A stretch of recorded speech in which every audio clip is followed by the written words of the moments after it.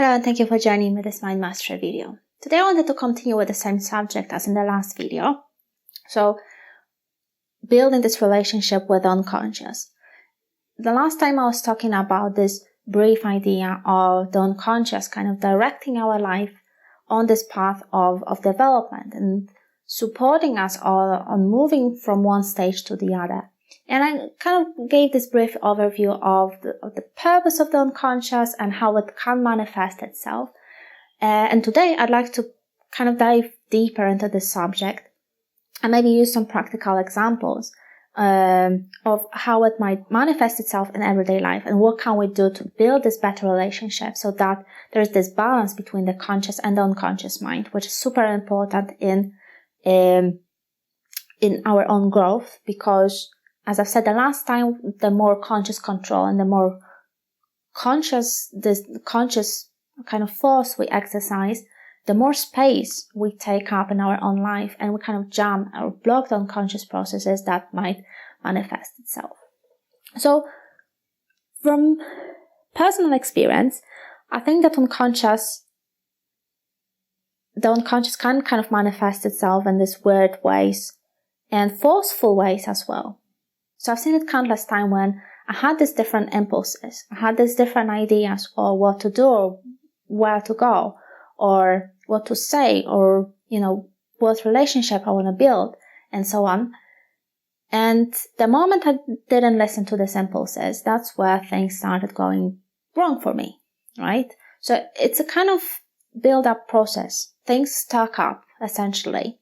And the more things we put off, the more times we say no to ourselves, the more times we deny our self-expression and going with our impulses or instincts or expressing our emotions, the louder our unconscious is going to scream. So the way it screams, the way it manifests itself, again, is in this so-called neurotic mechanisms. So anxieties, different emotional states, depressions, anger, unresolved anger, and all these different possible emotional states that most of us consider unpleasant. But usually when we do experience these mental states, it's something within us that we are not allowing to be, that we are not allowing to express, that we are not even acknowledging probably. We don't want to understand it. We don't want to look at it. And that's how I usually work with my clients too. When they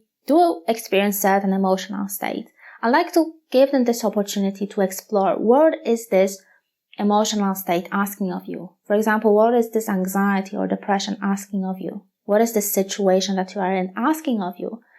And usually the moment you find out that, there's something I'm neglecting about myself, there is something I'm saying no to, that's why you can see this the solution of the mental state or this emotional state rather.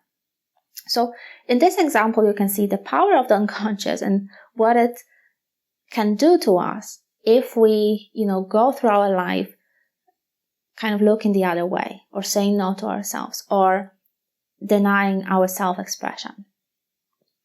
So this is kind of scary in some ways because in that case, we don't really have much choice, but we have to go along with whatever impulses there are, whatever emotional states there are, whatever drives or motivations we have. So that's why in the last video, that's why I emphasized how important it is to go along with certain things or certain motivations or drives that we might be having that don't really make sense at first, right? So we might have that impulse to do something or to say something, but it doesn't make any sense.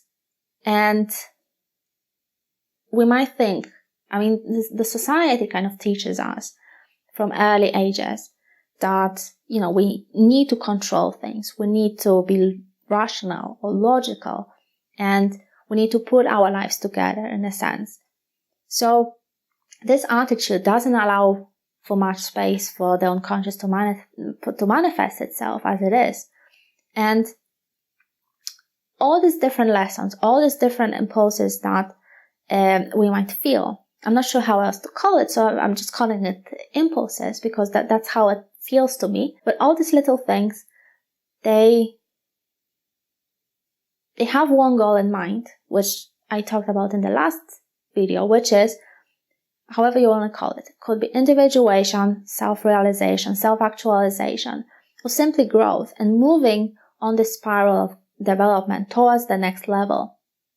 Whether we want to do it or not, it's not entirely up to us. But as I said before, there are consequences of saying no, of turning our back on who we are, or what we want to do, or what we feel like doing, or what we need to do. And these consequences, again, might manifest in different mental states, different emotional states that can get unpleasant the longer we delay doing this certain things that maybe don't make sense at first, but provides us lots of meaning. It might even feel like a relief or something super meaningful that we just did for ourselves or the world around us. So, in other words, it might kind of feel like this sort of emotional maintenance where we make sure that our emotional state is in a way neutral or balanced. And it's not just the emotional state, but also our mental state, because I think that when we start ignoring the unconscious, the first signs we might start getting is on the thought level. So we might start doubting ourselves, we might start criticizing ourselves, or we might use all these different defense mechanisms like rationalization or intellectualization or denial even, right? So first cognitively turning back on what we need to do, or simply our unconscious.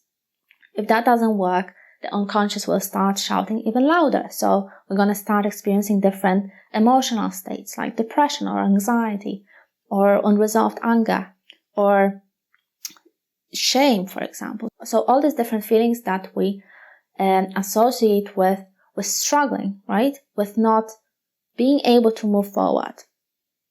And lastly, I think the last stage, and that's what psychoanalysts also observed in this state of neurosis, is the unconscious shouting even louder, so that we might start feeling different pains in our bodies. We might get stiff in certain areas of our bodies to a point of pain and being hurt. So at this point, I mean, you cannot turn your back anymore on the unconscious, because who wants to go every day with pain in their bodies?